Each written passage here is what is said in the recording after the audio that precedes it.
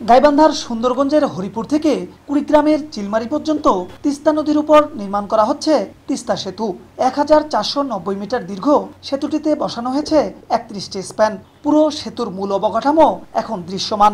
শেষ পর্যায়ে বর্তমানে চলছে কুড়িগ্রাম অংশে সংযোগ সড়ক পাকাকরণ, সেতুর কার্পেটিং, রং লাইটিং সহ অন্যান্য কাজ।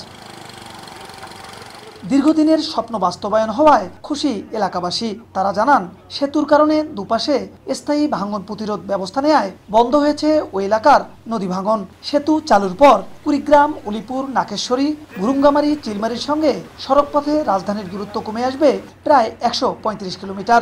কুড়িগ্রামে যাতায়াতের জন্য আমাদের উপকার হবে।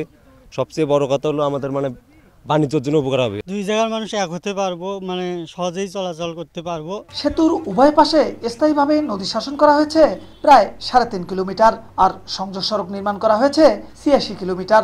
আগামী বছরের জুনে সেতুটি যান চলাচলের জন্য খুলে দেওয়ার আশা কর্তৃপক্ষের।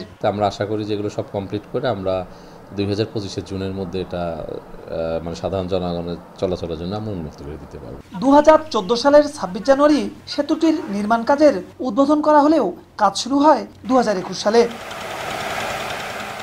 730 কোটি 85 লাখ টাকা ব্যয়ে সেতুটির নির্মাণ কাজ চলছে। আগামী বছরের জুনে দুপারের মানুষের স্বপ্নের তিস্তা সেতু খুলে দেওয়া হবে বলে বলছে এলজিইডি। বিপ্লব ইসলাম, সময় সংবাদ, গাইবান্ধা।